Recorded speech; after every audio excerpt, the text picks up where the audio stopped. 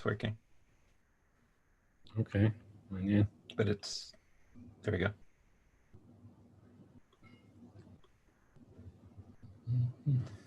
Hi, everybody. This is Dan Libenson. I'm back again with Yehonatan Shadmi for the next episode of the show that we call Stone News.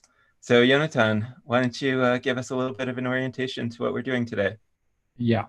So I'm going to start by actually sharing this live show to the webpage of Fear of Isaac, which is sort of my my project. And those of you who have already seen the show, you know that we're basically talking about what's going on right now in the world zeitgeist, as it were, like the mood of the world. Zeitgeist, it's a German word that is kind of hard to translate.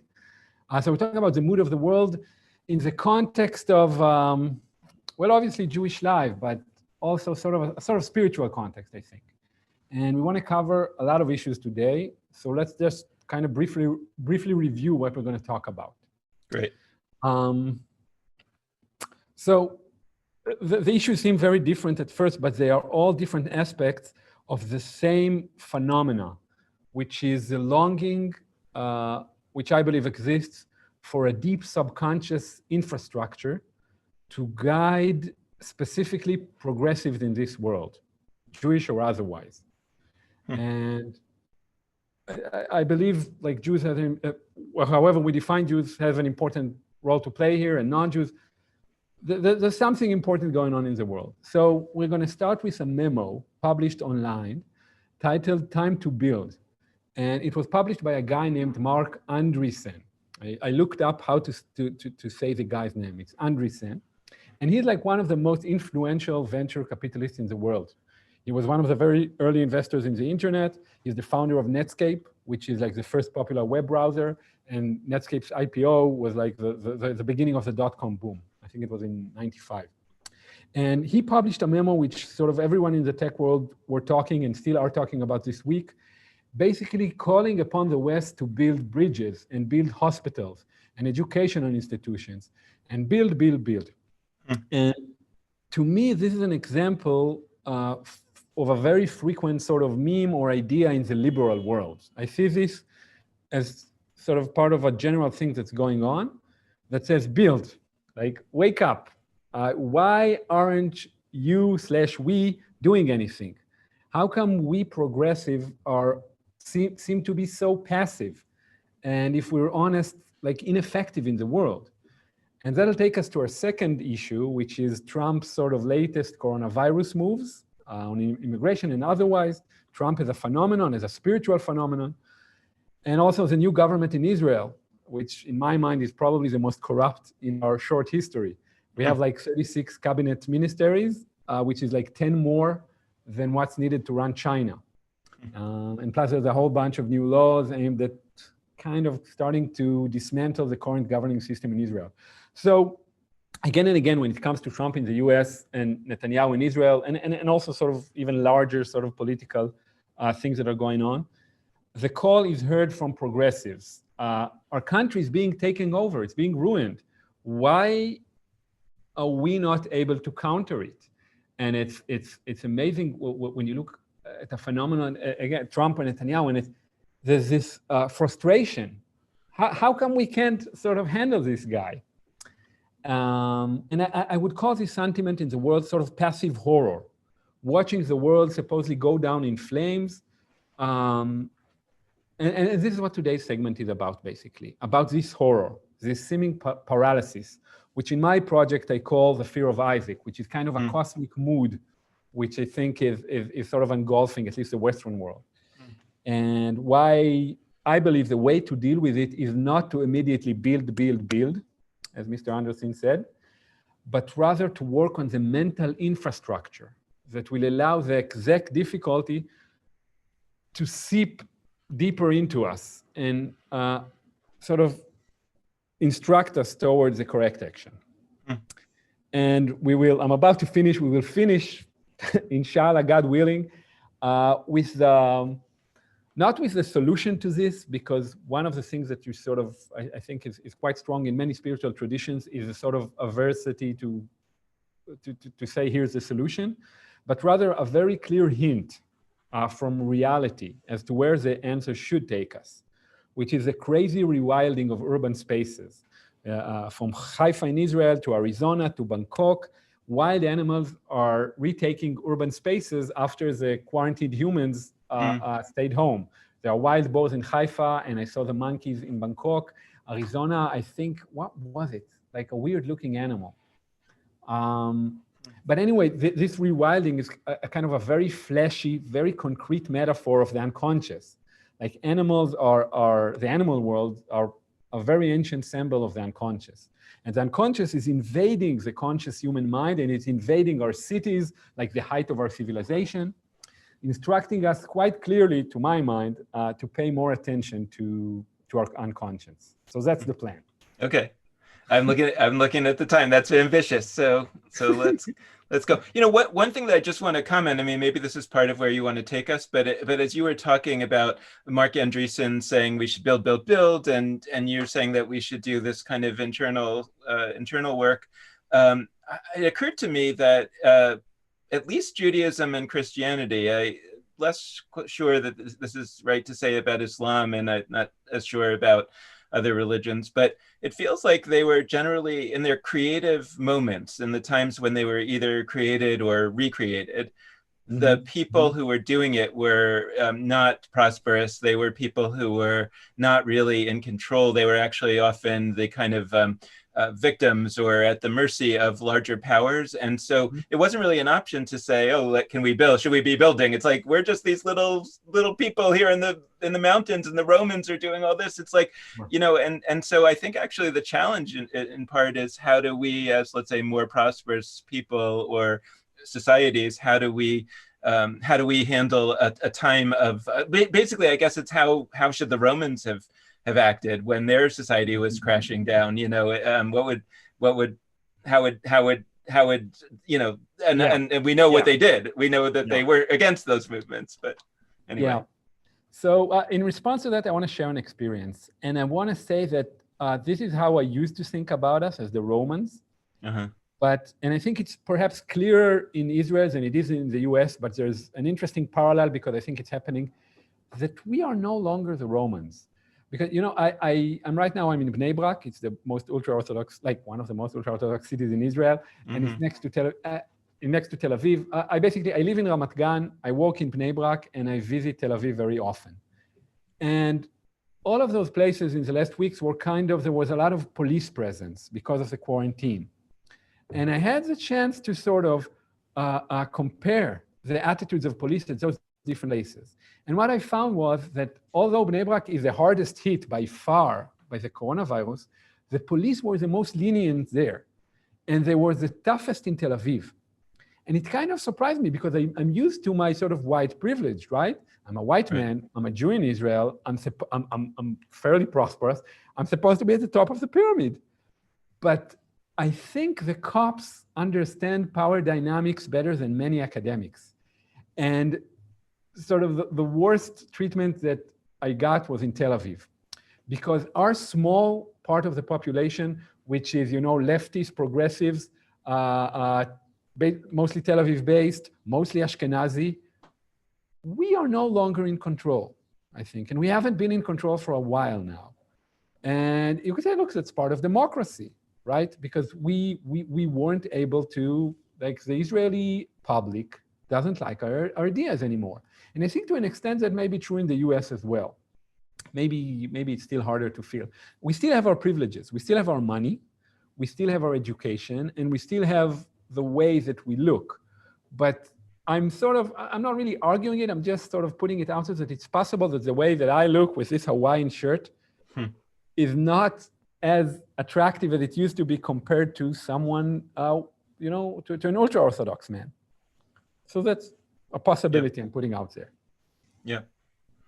Okay. Okay. So let's go to Mr. Andreessen. And again, he's a very important character. Like the very positive New Yorker profile about him. The title was "Who Funds the Future?" And the response from the tech progressive side, like just to get it out of the way, and because it's funny, was like progressive techies said, well, there are two reasons no one is building, or very little, not a lot of people are building. The first is that it's much more profitable to be a financier than it is to be a builder. And Mr. Anderson himself is a financier. He's not a builder. So that may be one reason. And the second reason is that he's been known to say, like, his catchphrase is software is eating the world, meaning that software is entering each and every industry and changing it. And I think it's still true. But again, there's this cynical kind of jaded vibe that says, well, now you guys are finding out that we still need infrastructure, we still need hospitals. But those, again, they're interesting, they're kind of funny, but I don't think that's the deeper answer. The deeper answer is the reasons that we are not mounting a more active political presence and a more active building sort of effort. I think that we are subconsciously disconnected, or in other words, that our dream infrastructure is not as strong as, say, the settlers in Israel. We kind of lost connection to the deeper wells of meaning. And until we do that, it's quite possible that many of our efforts will not get the results that we want them to get. That's the theory.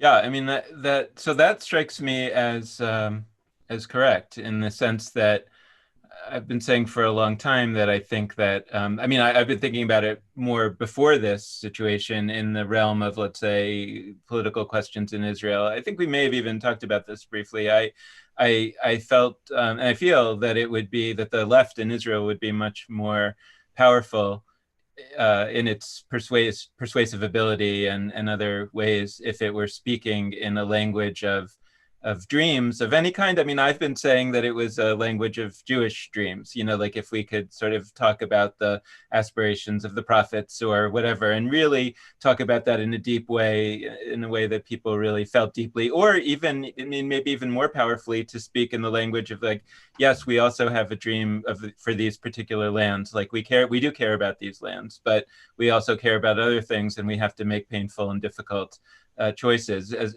you know, and that if you're not perceived to share the same dreams, then you're not going to be as persuasive. I think you're taking it further into a different place and saying that it's not only about rhetoric and persuasion, it's also about how do we even function in the world, how do we even think about what we should be trying to aspire toward if we haven't done that, the individual work of developing a personal sense of purpose and how thinking and trying to see how that might manifest, and you know, and initially should manifest in our relationships with our friends and family, right, before we take it to a societal level. Yeah, and exactly. And I think not necessarily thinking about it as a marketing problem, and even relationship with others is perhaps the second stage. The first stage will be in the relationship that we have with ourselves. Right. And to sort of admit, or at least check if it's true, do we have that underlying dream? Do we have that thing that can animate us? We spoke in one of the earlier shows about understanding Zionism as a sort of manifestation of the archetype of going home, which is a very, very deep human longing, arguably from the moment that we're born. We want to go back to the paradise of being in the womb. So think at that level, or not, even think is a problematic word here. And while I'm not, like, I understand sort of the call to build, obviously it's needed, obviously people are suffering, but I would argue that something deeper is needed. At least we can perhaps try and do these two things together, but without that, just our life are so much more dull, even before we think about effective results. My life, to be honest. So this is what led me to that.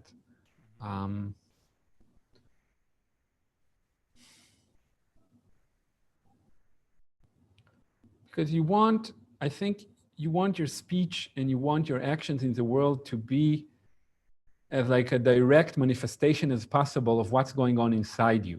That doesn't mean to sort of be, okay, so if you're angry inside, necessarily be angry outside, but on a deeper level, like to use some problematic terms that may sort of be a turnoff for certain people, we can, just for the sake of the argument, assume that we have a soul and that soul is unique. Like there's no other Dan in the world. Even if you had a twin brother, it wouldn't have been you. And we now know that even when we're being cloned, there's a lot of horse cloning going on, and it produces different horses. I just saw like a documentary about the different horses. So let's assume we have a very individual soul, and that soul wants to manifest itself in the world, and sort of our role is to allow it to manifest itself. Mm-hmm. And then we'll build the right buildings that Mr. Anderson wants. When Mark Andreessen is talking about wanting to build, what is the motivation that he's expressing? Like, is he saying in order to help the economy? Is he saying because we need a better healthcare system? What is it that's driving him as he is writing that? So there's a vibe. I think it's mostly prevalent, like in the right, or at least in the libertarian circles, and many tech people are part of that. Peter Thiel is the most famous example. He's another really well-known venture capitalist, and they're saying what a lot of other people are saying, that sort of our systems are broken. Our systems are broken. Anything from education, healthcare, the free market. Really, wherever you put like your fingers, these people find dysfunctionality. And I don't think they're entirely wrong. And they have this frustration with what they term sort of mainstream society, and especially liberal society, which a lot of times they use like the New York Times as a sort of manifestation of that, that they feel don't see it. They don't see how broken we are. And for example, in the technology field, how like innovation has basically stalled for 20 years, at least. They oftentimes bring up the 50s and the 60s and even later, when we were getting to the moon, and it would seem that we would have moon cities by now, for example. So this is, I think, the underlying sentiment there. You know, it's a strange, I mean, I'm trying to sort of put it all together, because like part of me feels like, and I said this early on, I think so, in a different conversation early on in the COVID crisis, that it felt to me that in a way what was making privileged white people really anxious was that they, because the hospitals would be overwhelmed, they might die of coronavirus or of COVID-19 in a situation where they wouldn't have had to die if the resources were there. So if there were enough ventilators, then they might be very sick and they don't want to get sick, and I don't want to get sick. But if you knew that you would get sick and you would be on a ventilator and then you would live, then you're kind of like, it's one way, it's one concern. But if you know that you might die because there aren't enough ventilators, then that's a higher level of concern about our own safety.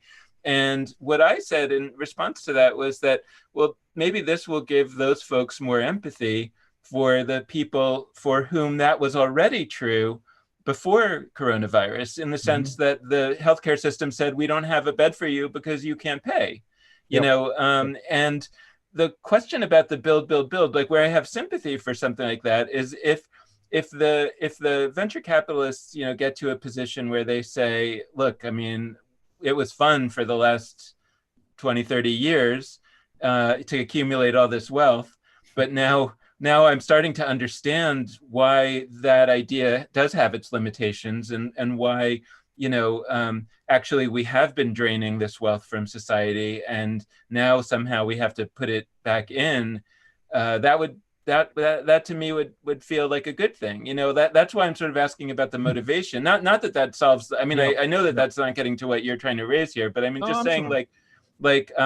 I mean, if the wealthy in our society were to get a certain understanding out of this, that it's okay to be wealthy. We need a new social compact, right? We need to have some version of European democratic socialism, that there has to, or like Israel, there has to be a health insurance, a health system that cares for everybody in a quality manner, or whatever, then that would be a good thing. Now, I understand that there's also that, I think what you're saying is that they is that it would be better if they would do this inner work of sort of understanding what the values are, and then that would lead to better action. Or, like, I guess my question is, where are you ultimately headed in terms of what would come out of it that would be different? So I would say that my sort of personal ideal is no longer the European system, the classic social European system, for various reasons. And like, I don't want to speculate what's going on in their minds, but knowing that sort of, I have some like knowledge of this sort of Silicon Valley mindset, they don't see themselves as part of the problem. He thinks of himself, maybe correctly, as a builder.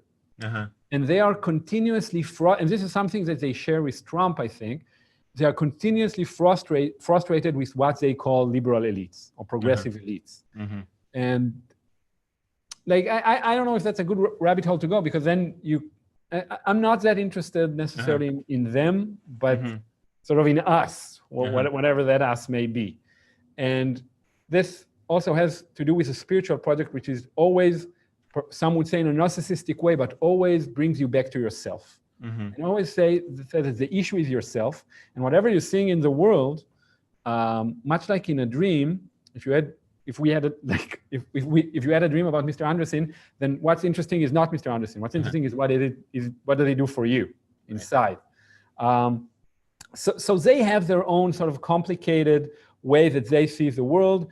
It's libertarian, I think, in many ways, and it is full of disdain towards what they call the progressive elites. And what I think is interesting is not necessarily to sort of to adopt their worldview, but to see that they're pointing towards an interesting direction. That's the first step. And then to either admit, or at least to say, well, like this, so I grew up in a kibbutz, and the socialist ideal, for whatever reason, is not being manifested in the world. And Bernie Sanders lost, and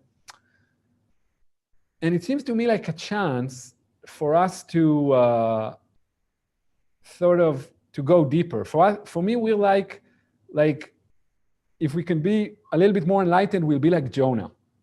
We'll be like Jonah. Sort of, God is presenting to us, God, again, whatever you want to call it, whatever's happening, a certain reality. And as I read Jonah, what's going on in Jonah is that, and the thing is that it fits so well with many Eastern philosophies, the story of Jonah specifically, because they see the world as sort of giving you hint after hint after hint. And most humans sort of seem to refuse to catch the hint. And if you believe in sort of in reincarnation, then part of these systems say, if you're not going to accept the challenges that are presented to you right now in your personal life, you're going to get a harsher version of them in your next life. And if you fail to meet them again, then an even harsher version, until you reach like abuse levels. And I think there's something to that. I think something, and the challenge that's being presented to us now, we can sort of shift. We kind of started talking about the political dimension of it. I was extremely politically active in various progressive circles, doing various things, and it was a lot of fun at the time, and it also felt meaningful. And I really, and there was like a very creative protest in Tel Aviv around the newly forming government. It was people were standing 2 meters between each other because of the quarantine, and it created some beautiful photos for the drones to take. And some of my friends sort of helped organize that protest. And like, I want to lechazek et yadem. I want them to keep doing what they're doing. But at the same time, like, many people in this circle seem to be spiritually drained. And I think the way forward goes through that. Okay, but I want to ask you about that. That it feels to me like that putting Mark Andreessen to the side, because you could say maybe he's like the hospital administrator in my metaphor that I'm about to give, but I kind of think about doctors. And in a time when there are sick people, we need doctors to help them get better. And if the doctors say, well, really, this is a sign of a sick society, and we have to go in and do our spiritual work to, kind of do some introspection and understand, then a lot of people are going to die, so it feels like there's I want to sort of flesh out the middle position that says, right, because if you stop doing your social movements, then one less person is driving towards short-term beneficial social change, which is a loss. Now, you could say it has to get worse before it gets better, and that if we would all sort of pause and do some inner work, then on the other end of it, we'll be even more successful in changing society. And I'm sympathetic to that. And at the same time, I'm also concerned about the short-term losses. And I think that's always one of the balances that we're struggling with. Yeah. Yeah, I certainly don't want them to stop. I don't want any person who's doing good work in the world to stop. But you're saying that you've stopped. Yeah, I've stopped. But that's a lot. That's a loss to the movement. Yeah. So I want to say that my position here is all this thing is that of a novice to me. I don't know that what I'm saying is 100% true. I don't that everything that I do is right. But I would say this, it's not necessarily, it's not about stopping whatever it is that you're doing, because it's not about, at first, it's not about the outside world. If you're a doctor, don't stop being a doctor because you're hearing this. But this is basically perhaps also a call for more internal honesty. And how do you feel at the end of the day? And like, how, not just feel, how do you feel physically, how do you feel emotionally, how do you feel spiritually? And at least for me, when I started this thing, I had a lot of sort of, I kept thinking this is narcissistical and this is egotistical, and why am I sort of thinking of myself so much? But I think it's important. I think it's important to do. And I would also note, like, if you want something more practical, that we're failing. I think it's important to note that we're failing, and we're failing in a specific way, and I think Trump demonstrates it the best. Because it's not like, well, there's an adversary and a political adversary, and we're all part of the same nation, and they're doing this and they're doing that. It seems like, speaking with progressive leaders and reading what they're writing and seeing them, we don't have the mental capacity to understand it. It's like there's how come it's not over yet? How come can a leader behave the way that Trump behaves and still be a very realistic candidate for re-election? So I think that sort of sentiment is important, because it tells us that our current tools are not good enough. We can't, using our current frame of mind, to understand what's going on. We're failing, basically.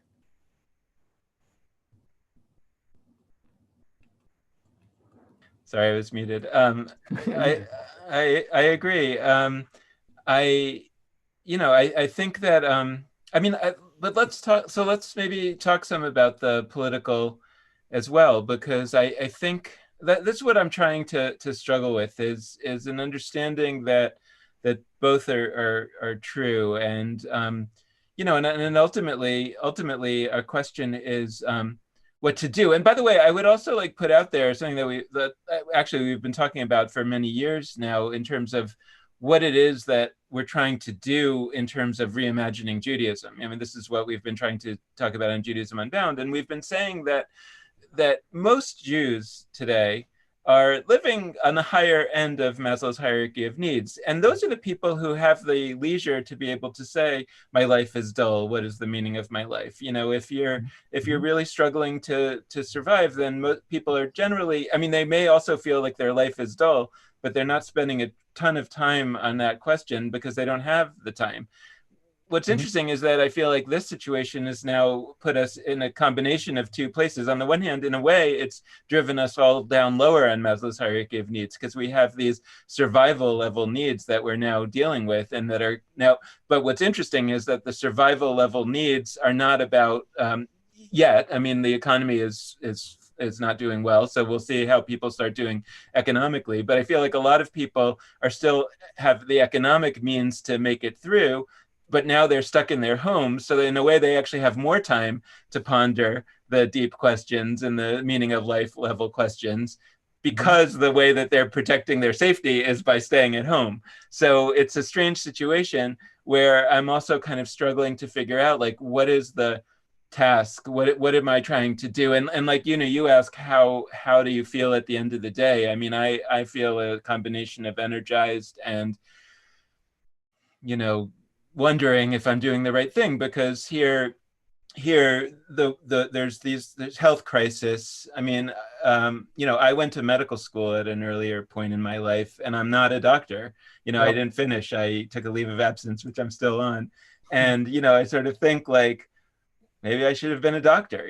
Maybe I should be out there help. Like, what am I doing to help? On the other hand, I feel like, since the reason for some of what we're going through, and certainly how it's handled, comes from the kind of things that you're talking about, that therefore doing something, like, I think about Judaism in its ideal form as the sort of, if you give a man a fish, he eats for a day, and if you teach a man to fish, he eats for a lifetime. That ideally Judaism is something that helps you become the kind of person that goes out and helps people, the kind of person that is able to live a life with a sense of meaning. And so on the one hand, I don't feel like I'm wasting my time focusing on Judaism during this crisis. And on the other hand, sometimes I do, right? And sometimes I wonder about that. And so it's like, part of me says, okay, so the way that I can resolve this for myself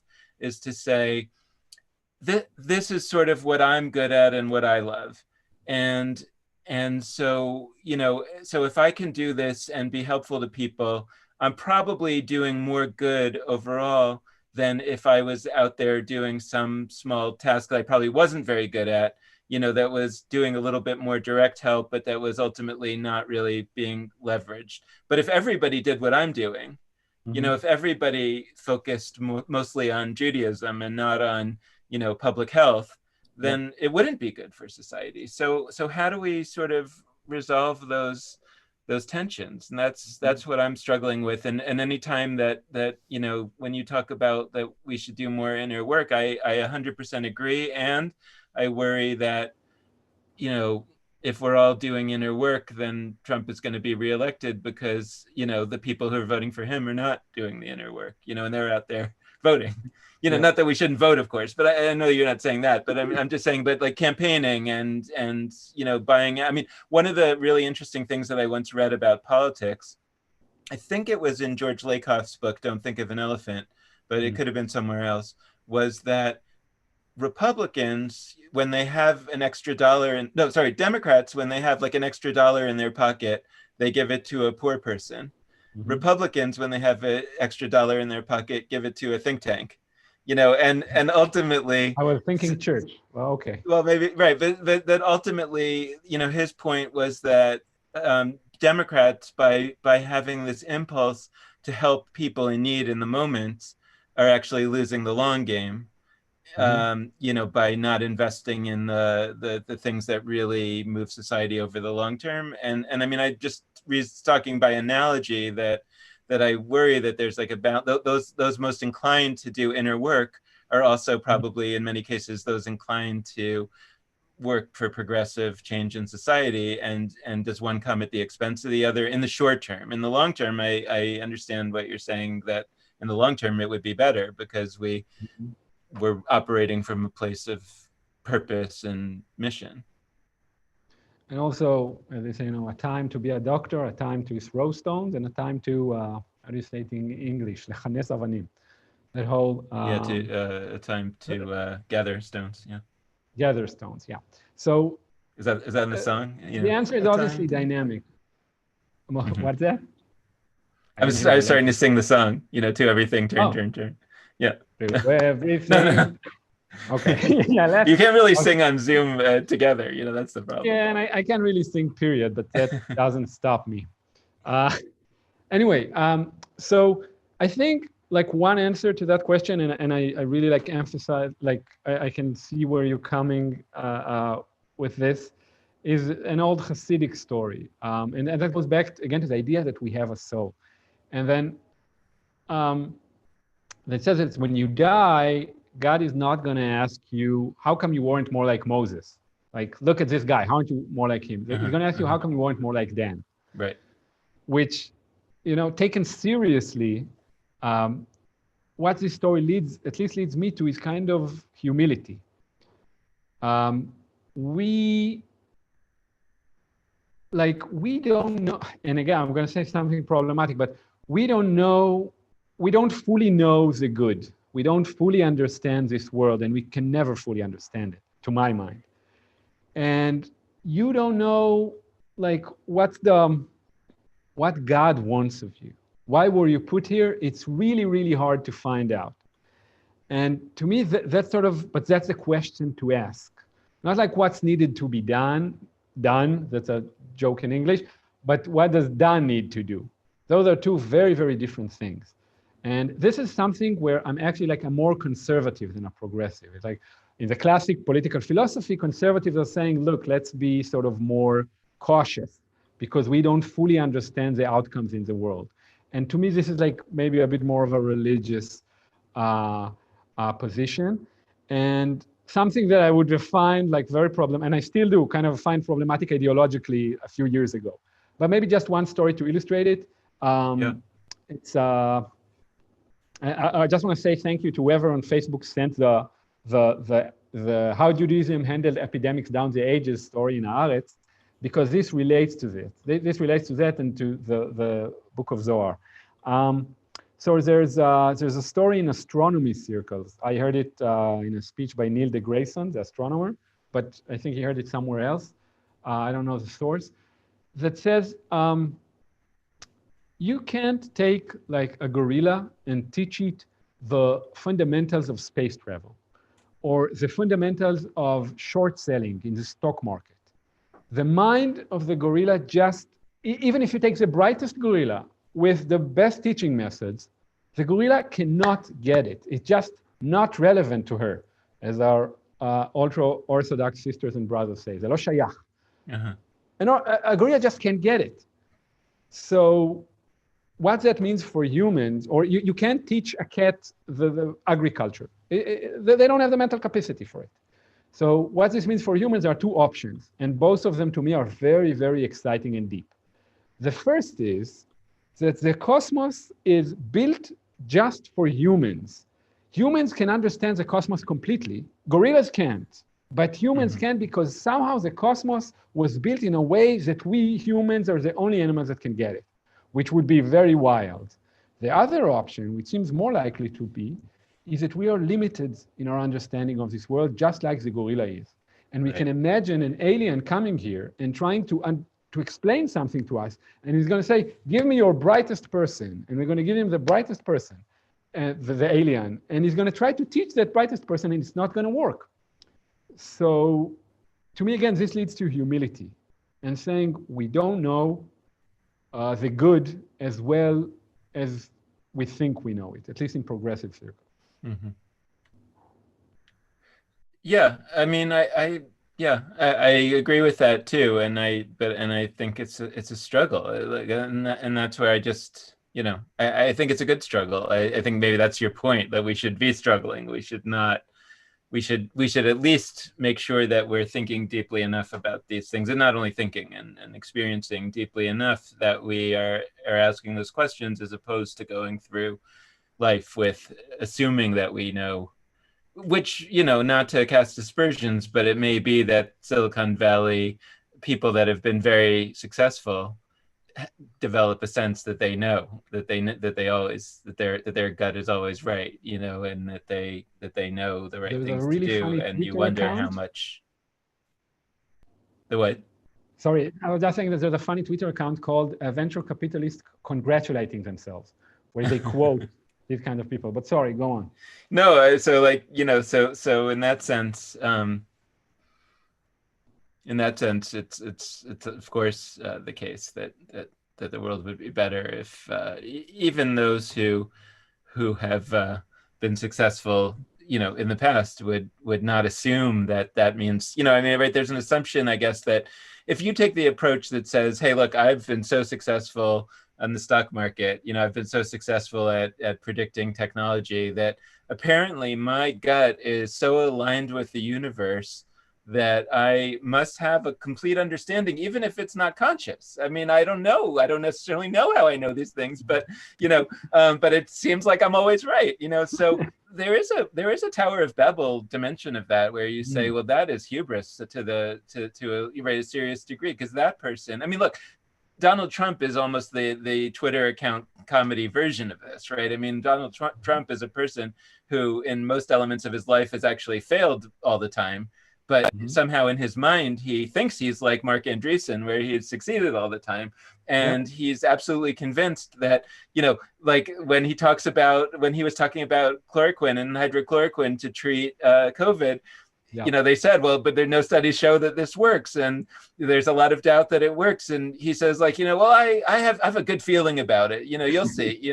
I have a good feeling. And I think in his mind, like, he really believes that somehow he can't explain it, but he has a good feeling about something, and he's always been right in the past. So that strikes me as like the level of hubris where somebody is kind of imagining themselves to be almost a god.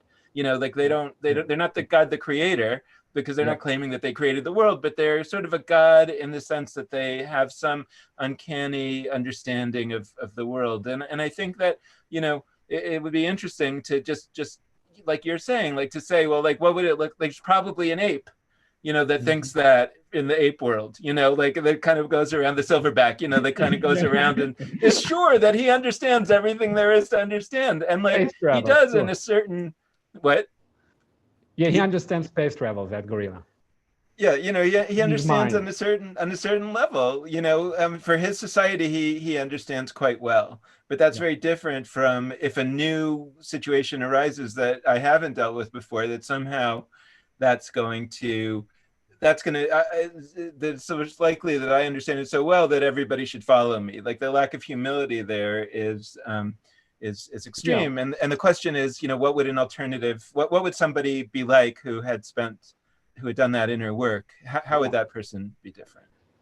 So the idea would be that, of course, not to be Trump, but the Trump, and this is also bring us to rewilding, to the wild beasts that are taking over our cities in a way. They're a mirror. Trump is a mirror. Like everything else is a mirror, right?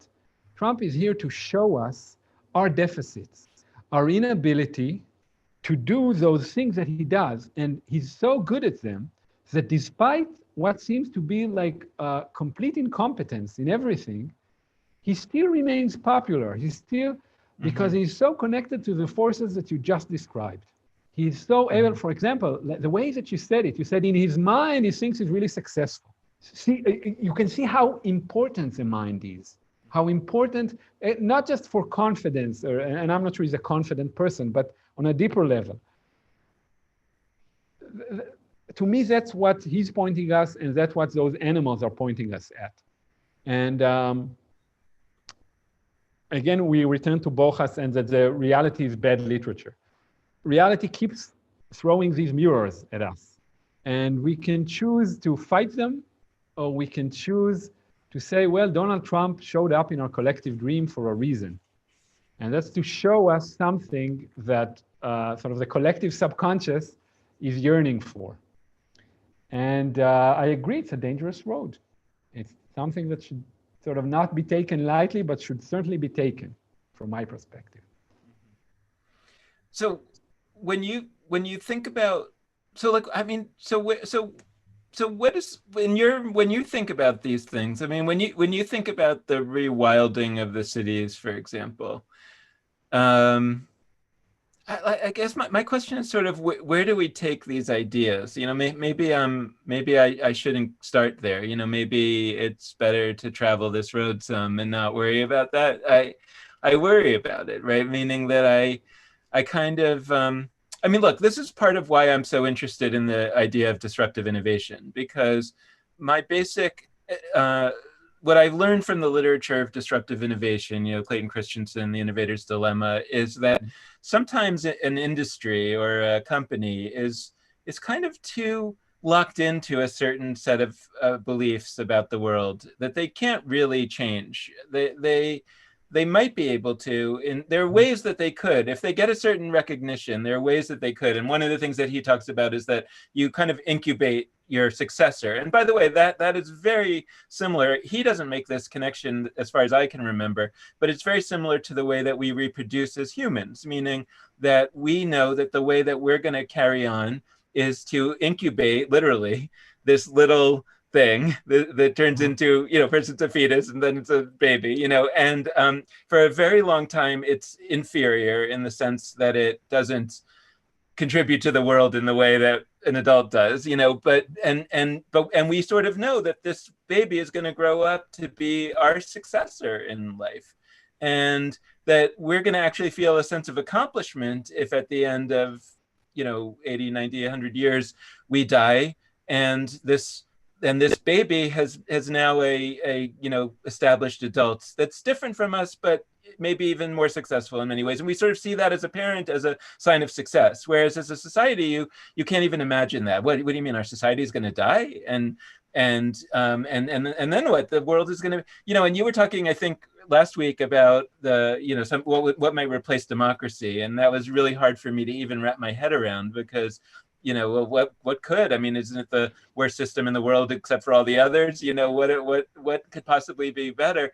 And I still don't know the answer to that, but I understand the idea that, at least from Christensen's model, that the way that something that's dying or that's likely to die would handle this would be to incubate its successor, and try to at least buy enough time to continue to live, to fully incubate that successor till it grows up enough to kind of live on its own, in the metaphor.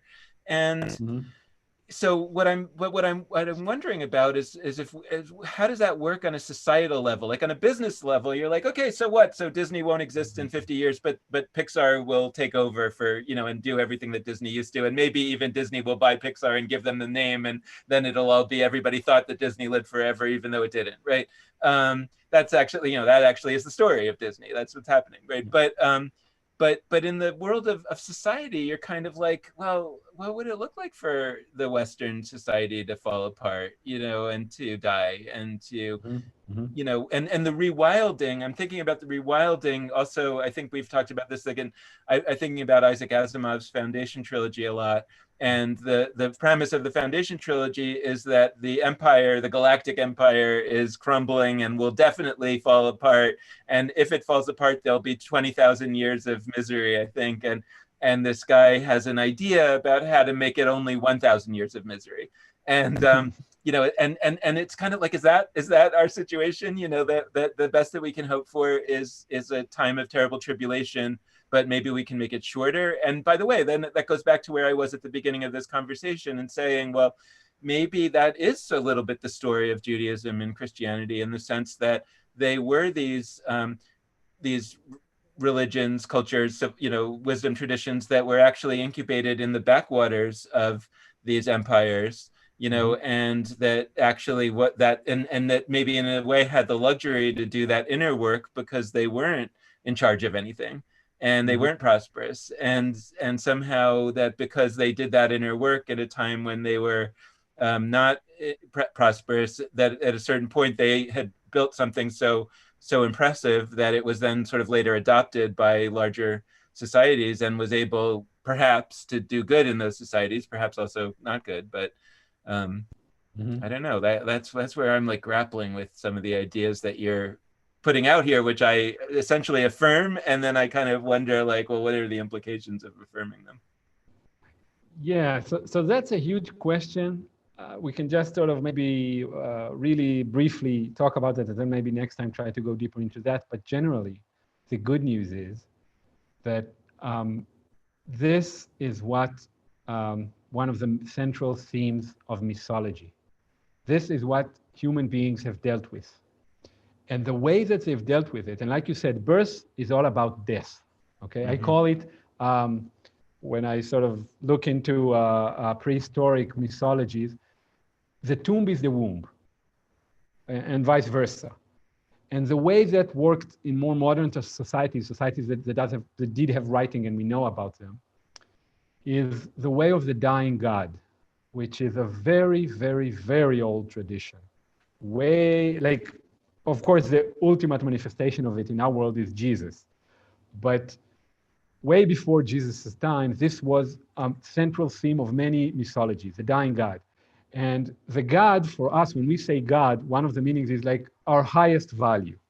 The thing that gives meaning to our life, that's our God. And that may be on the way to die. And if we learn from those mythologies, I believe, how that death goes about, how the resurrection goes about, then that would be the best way to go, in my mind. I think that's actually a pretty good note to maybe end on. I'd love to hear what you think. And I mean, I always love to end and start, or, focus on mythology in the sense that, I think that we've been miseducated about mythology. I mean, some people who, especially those who've maybe got a higher education, have understand this at least on an intellectual level. Although I would say that some of those who understand it at the intellectual level don't, they understand it so deeply on an intellectual level that they don't actually think about it very much anymore. But yes, I believe that mythology. So when we have myths of death and rebirth, for example, that we have to at least ask ourselves the question of like, is this a piece of wisdom that somebody is sending us from the past that we had better look at and examine really closely and try to understand, especially if we haven't grown up. Like, you wonder whether maybe in societies where there was an oral tradition and where there was just, you would kind of grow up with these myths, and to some extent we had that in our, we maybe grew up reading Greek myths or something like that. We had a children's version or something, but I don't think the way that it used to be. And I guess my question is that in the old days, when people really were they were raised on these myths, did they maybe on a gut level have a better sense of what to do in difficult times than we do, because they had internalized those stories in a deep way, and so they couldn't even necessarily have told you why they were doing what they were doing, but they knew that they were following the myth. By the way, there's a Star Trek The Next Generation episode called Darmok, which I would really recommend that people watch, and it's about encountering a society which only speaks in its mythic language, and so and it's very difficult for the crew, even though they have translators and they can understand the words that the society is saying, but they can't really understand what they're saying because they're saying it in terms of these allusions to mythic stories that they have.